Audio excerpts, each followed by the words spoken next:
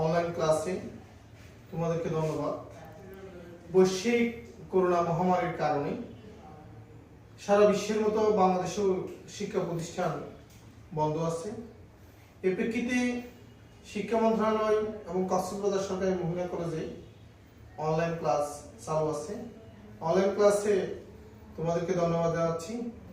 Basically যারা একাদশ শ্রেণীতে ভর্তি হয়েছে তাদের জন্য আজকে হিসাব বিজ্ঞান দ্বিতীয় পত্রের অধ্যায় হচ্ছে ব্যবস্থাপনা হিসাব বিজ্ঞান পরিচিতি। এই অধ্যায়ের সম আয় ব্যয় বিন্দু বিষয় নিয়ে তোমাদের সাথে আজকে কথা বলবো। সুপ্রিয় শিক্ষার্থীরা, সম আয় ব্যয় বিন্দু সম্পর্কে জানতে হলে আমাদেরকে প্রথমে একটা গ্রাফ, দ্যাট ইজ একটা চিত্র নিয়ে কথা বলতে হবে। যেমন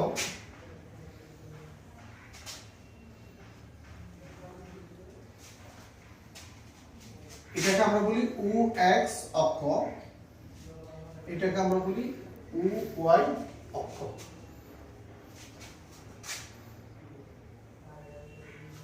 এটা হচ্ছে আমাদের স্থায়ী ব্যয়।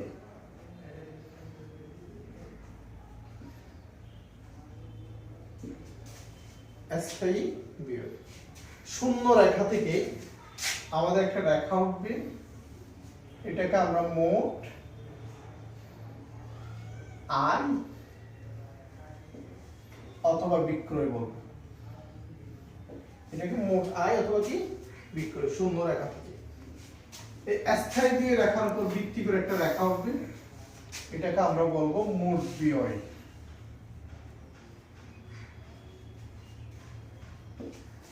মোট ব্যয়, মোট ব্যয় এবং মোট আয় এক জায়গায় মিলিত হয়েছে, একটা জায়গায় সেট করেছে। মোট আয় এবং মোট ব্যয় একটা জায়গাকে সেট করেছে, এই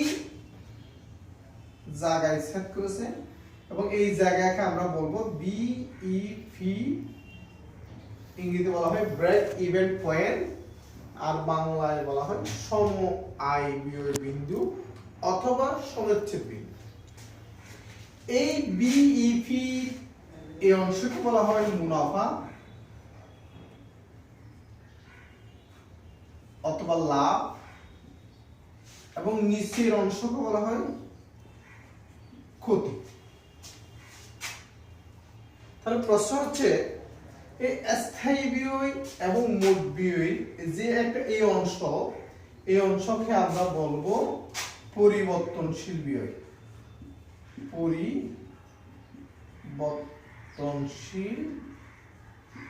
ব্যয়, পরিবর্তনশীল ব্যয়। সুপ্রিয় শিক্ষার্থীরা, এই অংশ ব্রেক ইভেন পয়েন্টের এই অংশ উপরে এই অংশগুলোকে আমরা বলবো ইংরেজি বলা হয় মার্জিন অফ সেফটি, নিরাপত্তা প্রান্ত বলি আমরা। এই অংশগুলোকে আমরা কি বলবো? নিরাপত্তা প্রান্ত।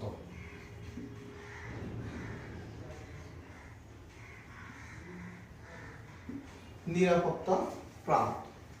সুপ্রিয় শিক্ষার্থীরা, এই অধ্যায়ে সম আয় ব্যয় বিন্দুর এই অধ্যায়ে বা এই অংশে তোমাদের সাথে আমরা বিক্রয় নিয়ে কথা বলবো, মোট আয় নিয়ে কথা বলবো, মোট ব্যয় নিয়ে কথা বলবো, পরিবর্তনশীল ব্যয় নিয়ে কথা বলবো, স্থায়ী ব্যয় নিয়ে কথা বলবো, মুনাফা নিয়ে কথা বলবো, ব্রেক ইভেন পয়েন্ট নিয়ে কথা বলবো, নিরাপত্তা প্রান্ত নিয়ে কথা বলবো এবং ক্ষতি নিয়ে কথা বলবো। আমরা পর্যায়ক্রমে প্রত্যেকটা বিষয় নিয়ে তোমাদের সাথে একেবারে বিস্তারিত আলোচনা করব।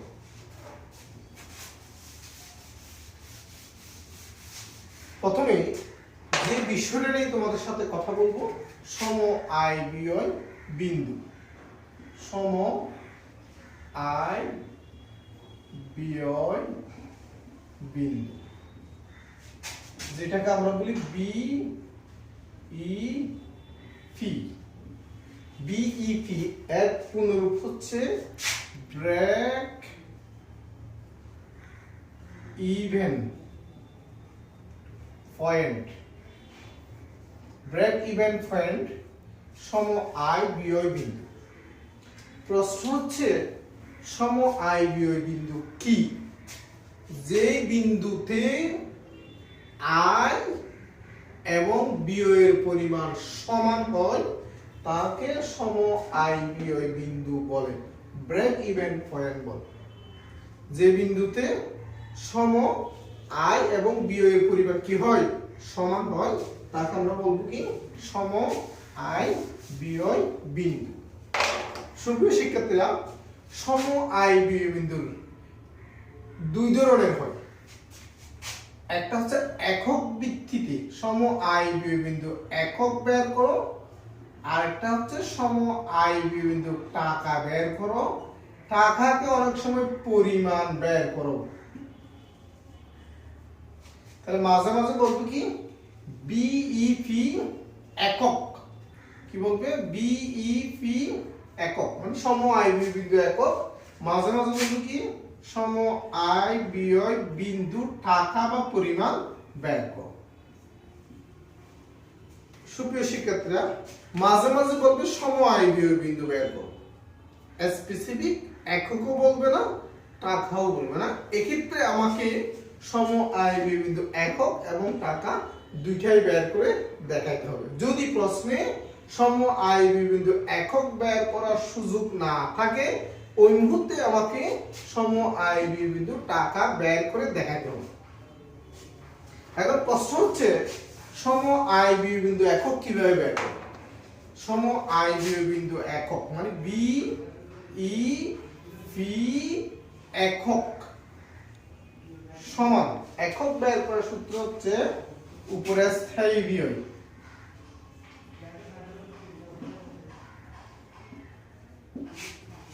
নিচে একক প্রতি দত্তাংশ। একক প্রতি দত্তাংশ। স্থায়ী ব্যয়কে একক প্রতি দত্তাংশ দিয়ে ভাগ দিলে যে রেজাল্ট পাওয়া যাবে এটাকে আমরা বলবো কি? বিইপি একক অথবা কি? সম আয় ব্যয় বিন্দু একক। একক প্রতি দত্তাংশের আরেকটা নাম হচ্ছে একক প্রতি দত্তাংশের আরেকটা নাম একক প্রতি দত্তাংশ। এটার অল্টারনেটিভ নাম হচ্ছে একক প্রতি অনুদান। একক প্রতি অনুদান। এটার আরেকটা নাম হচ্ছে একক প্রতি কন্ট্রিবিউশন মার্জিন। একক প্রতি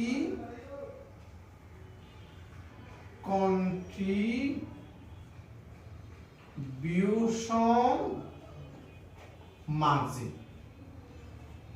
একক প্রতি কন্ট্রিবিউশন মার্জিন। সুপ্রিয় শিক্ষার্থীরা, মাঝে মাঝে একক প্রতি দত্তাংশ বলবে, মাঝে মাঝে একক প্রতি অনুদান বলবে, মাঝে মাঝে একক প্রতি কন্ট্রিবিউশন মার্জিন বলবে।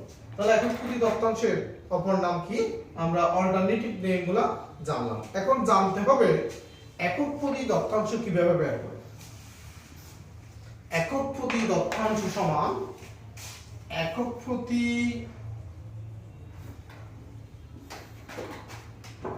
দত্তাংশ। একক প্রতি দত্তাংশ সমান একক প্রতি বিক্রয় মূল্য। একক প্রতি বিক্রয় মূল্য বিয়োগ একক প্রতি পরিবর্তনশীল ব্যয়। তাহলে একক প্রতি দত্তাংশ কিভাবে বের করব আমরা? একক প্রতি দত্তাংশ সমান একক প্রতি বিক্রয় মূল্য বিয়োগ একক প্রতি কি? পরিবর্তনশীল ব্যয়। তাহলে একক প্রতি দত্তাংশ বের করব। এখন প্রশ্ন হচ্ছে বিইপি মানে ব্রেক ইভেন পয়েন্ট টাকা কিভাবে বের করব? বিইপি ব্র্যাকেটের টাকা সমান ব্রেক ইভেন পয়েন্ট টাকা। টাকা মিন্স হচ্ছে কত টাকার মাল বিক্রয় করলে ব্যবসা প্রতিষ্ঠানে কোনো আয় অথবা কোনো ক্ষতি হবে না কত টাকার বিক্রি করলে এই অংশকে আমরা বলবো কি ব্রেক ইভেন পয়েন্ট টাকা। আবার যদি বলে কত একক বিক্রয় করলে, মানে কত একক বিক্রয় করলে ব্যবসা প্রতিষ্ঠানের কোনো ক্ষতি অথবা লাভ হবে না, তাকে আমরা বলবো কি ব্রেক ইভেন পয়েন্ট একক। যেমন এটা একটা ডাস্টার, আমি কয়টা ডাস্টার বিক্রি করলে আমার ব্যবসা প্রতিষ্ঠানের কোনো ক্ষতি হবে না অথবা লাভ হবে না, এটাকে আমরা বলবো বিইপি একক। যদি কলম হয়, আমারটা যদি কলমের দোকান হয়, কয়টা কলম বিক্রি করলে ব্যবসা প্রতিষ্ঠানের কোনো লাভ অথবা কোনো ক্ষতি হবে না, তাকে আমরা বলবো কি ব্রেক ইভেন পয়েন্ট একক। যদি বলি কয় টাকার ডাস্টার বিক্রি করলে কোনো লাভ অথবা কোনো ক্ষতি হবে না, তাকে আমরা বলবো কি ব্রেক ইভেন পয়েন্ট টাকা। অথবা কয় টাকার কলম বিক্রি করলে কোনো লাভ অথবা কোনো ক্ষতি হবে না, তাকে আমরা বলবো কি ব্রেক ইভেন পয়েন্ট টাকা। আর ব্রেক ইভেন পয়েন্ট টাকা কিভাবে বের হয়? টাকা বের করার সূত্র হচ্ছে উপরে স্থায়ী ব্যয়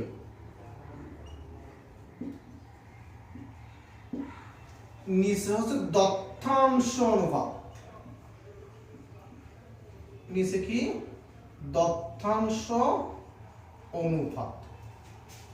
স্থায়ী ব্যয়কে দত্তাংশ অনুপাত দিয়ে ভাগ দিলে আমরা যে রেজাল্ট পাবো তাকে আমরা বলবো কি ব্রেক ইভেন পয়েন্ট টাকা। অথবা or বিইপি টাকা সমান বিইপি একক। যদি আমাদের একক ব্যয় করা থাকে, বিইপি একক গুণ একক প্রতি বিক্রয় মূল্য। তাহলে যদি প্রশ্নে আগে যদি আমাদের একক ব্যয় করা থাকে, তখন বিইপি একককে একক প্রতি বিক্রয় মূল্য দিয়ে গুণ দিলে যে রেজাল্ট পাওয়া যাবে তাকে আমরা কি বলবো ব্রেক ইভেন পয়েন্ট টাকা। অথবা স্থায়ী ব্যয়কে দত্তাংশ অনুপাত। দত্তাংশ অনুপাতের আরেকটা নাম কন্ট্রিবিউশন মার্জিন অনুপাত অথবা অনুদান প্রান্ত অনুপাত, যেটা বলি না কেন এইভাবে আমরা কি বের করব ব্রেক ইভেন টাকা। এখন প্রশ্ন হচ্ছে, প্রশ্নের মাঝে মাঝে দত্তাংশ অনুপাত দেওয়া থাকবে না, কিভাবে বের করব? দত্তাংশ অনুপাত সমান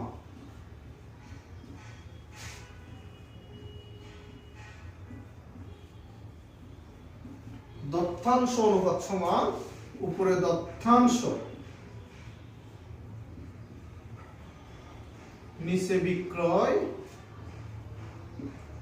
পাশে গুণ 100।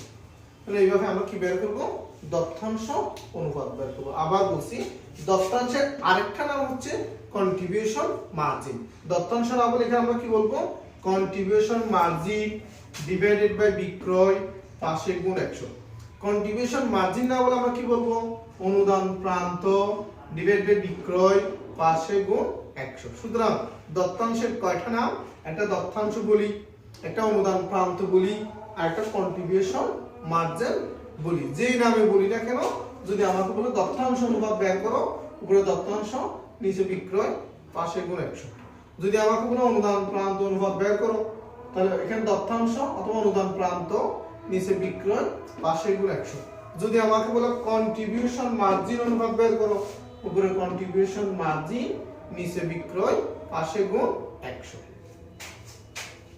সুপ্রিয় শিক্ষার্থীরা, আরেকটা অংশ না বলে নয়, মাঝে মাঝে তোমাদেরকে আরেকটু যাচাই করার জন্য মাঝে মাঝে স্থায়ী ব্যয় দেওয়া থাকবে না। কি দেওয়া থাকবে না? স্থায়ী ব্যয় দেওয়া থাকবে না। তখন আমরা কিভাবে স্থায়ী ব্যয় বের করব? স্থায়ী ব্যয় সমান কন্ট্রিবিউশন মার্জিন অথবা দত্তাংশ বিয়োগ মুনাফা। তাহলে দত্তাংশ থেকে মুনাফা বাদ দিলে আমরা কি পাবো? স্থায়ী ব্যয় পাবো। অথবা স্থায়ী ব্যয় সমান মোট ব্যয় বিয়োগ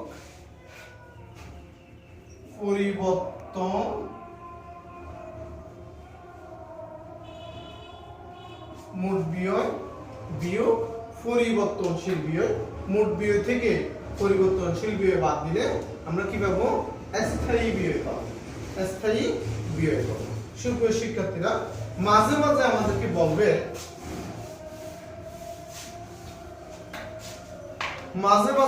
আমাকে আগামী বছর অথবা আগামীতে আমাকে 50,000 টাকা লাভ করতে হবে। 50,000 টাকা লাভ করতে গেলে কত একক পণ্য বিক্রি করতে হবে অথবা কত টাকার পণ্য বিক্রি করতে হবে। যদি আমাকে প্রশ্ন করা হয় আগামী বর্তমানে মনে করো 2021 সাল, যদি বলে 2022 সালে আমাকে 1 লক্ষ টাকা মুনাফা করতে হবে, তাহলে কত একক পণ্য বিক্রি করলে 2022 সালে 1 লক্ষ টাকা মুনাফা হবে, এরকম প্রশ্ন যদি বলে ওইটাকে আমরা বলি প্রত্যাশিত বিক্রয়। তাহলে এটা কিভাবে বের করব? প্রত্যাশিত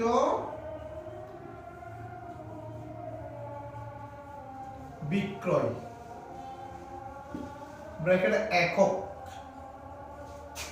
সমান উপরে স্থায়ী ব্যয় যোগ প্রত্যাশিত মুনাফা।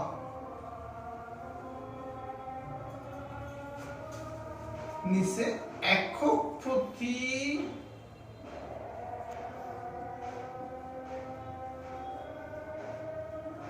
দত্তাংশ।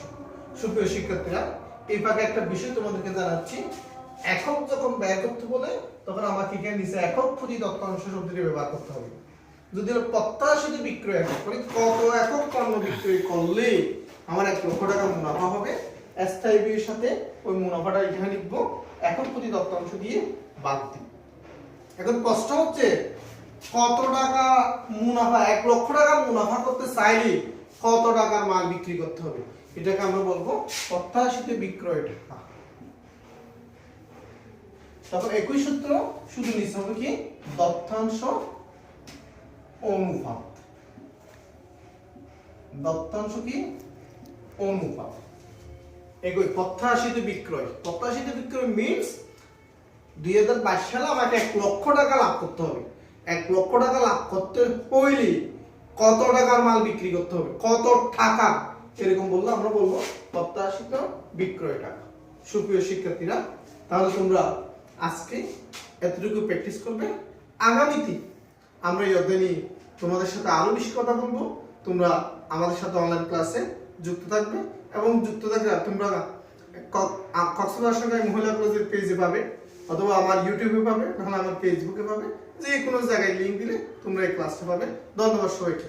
ওকে, আসসালামু আলাইকুম।